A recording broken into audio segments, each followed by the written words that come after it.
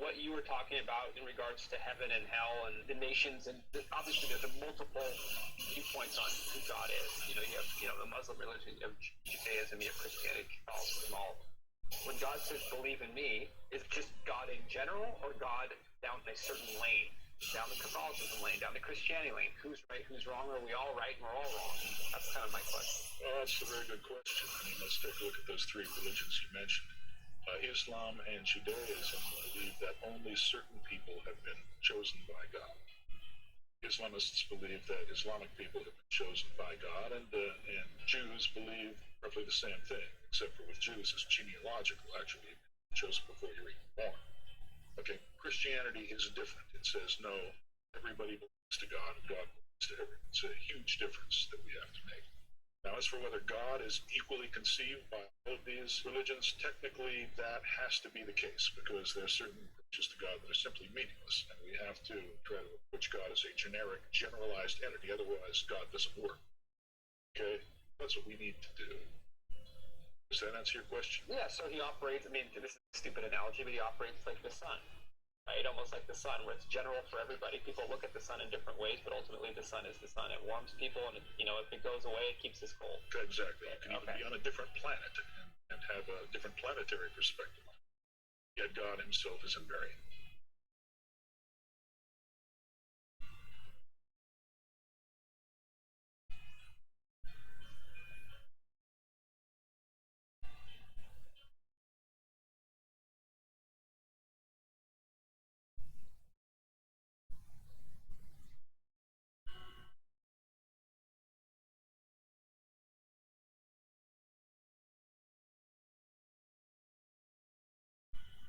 We're key pieces of the puzzle. We make decisions on God's behalf. The consequences of our decisions could be positive or negative. Either way, that fits into God's plan. In other words, God does have a plan. It's called teleology. But you can either be pro-teleological or you can be anti-teleological. That's up to us. He gave us free will, right? So the consequences of that are on us. Whether or not God's plan comes to fruition, we help determine that. There's something in the CTMU called distributed solipsism. We each create our own worlds. God is the one who knits all those worlds together, puts them all together, and causes them to intersect in common resources, which is the physical reality we see around us. All those little particles, all those objects, those are common objects in which our worlds intersect.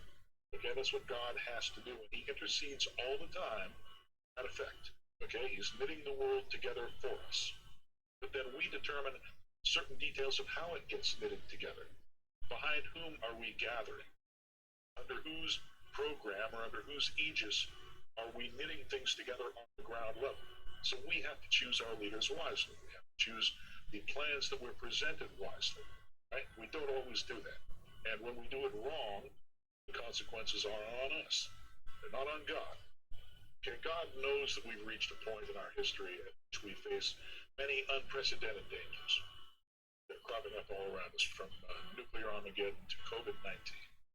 God wants us to experience a millennial mass awakening in which we realize who he is, who we are, and what reality is, and how we relate to it. And obviously, only with that kind of understanding can we learn to live happily and sustainably in reality as it actually exists, dealing with all of these problems in concert, given the truth of our own nature, right? You've heard human nature, well, we're still learning. Again, we need to learn more about it, and we need to do everything that we do in concert with it. That's the only way it can work. Okay, and this will amount to a mutual recognition and acceptance of God and man. It is called the human singularity. I've actually written a paper about this. Instead of doing that, what we're doing is heading for something called technological singularity, which is the projected merger of man and machine. Now, according to some, the rise of conscious machines, which will have no need of man and eliminate us as threats, is a real possibility. Okay, that's something that scenario. But in any case, the merger is poorly explained, and it's poorly understood, and its possibility has never really been established. Okay, when people talk about the tech singularity, they're really talking out of turn. They're talking without having thought it through. Because they haven't thought it through. If you read the literature on it, none of them know what the tech singularity is. There's a lot of speculation, but no real knowledge about it. Okay? And the worst part of it is, if it occurs, it will not be under our control, and it's very likely to destroy us. And that's a real big problem, and that's what makes our current situation differ from the similar situations that have arisen in the past. And our choice between the human and tech singularities is associated with something called parasitic divergence. That's a point of divergence at which the overclass, class with the money to develop and control advanced technology, sometimes called the elite, the overclass, it separates itself from the underclass and enslaves or eradicates or turns its back on the vast majority of the human species. Now, it's a very unfortunate thing to happen because the overclass is neither good enough nor smart enough to get away with that. Give themselves all kinds of credit that they don't deserve. It's not a meritocracy out there.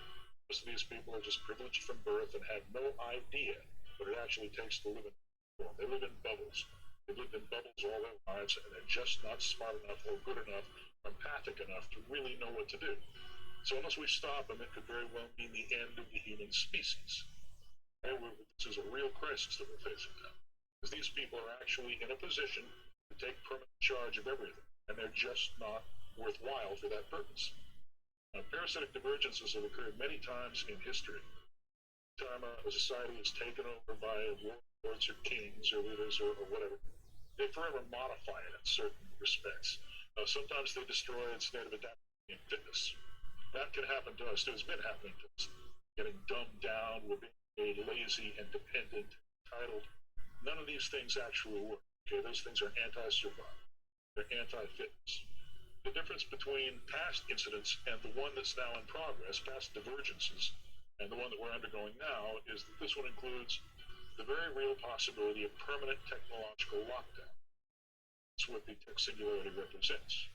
The surveillance and control technology that these people are even now creating, in theory, in principle, this could allow them to permanently enslave us or eradicate us. We don't control that technology because we don't have the money. They have the money. They're the ones who are developing it, and they're the ones who control it.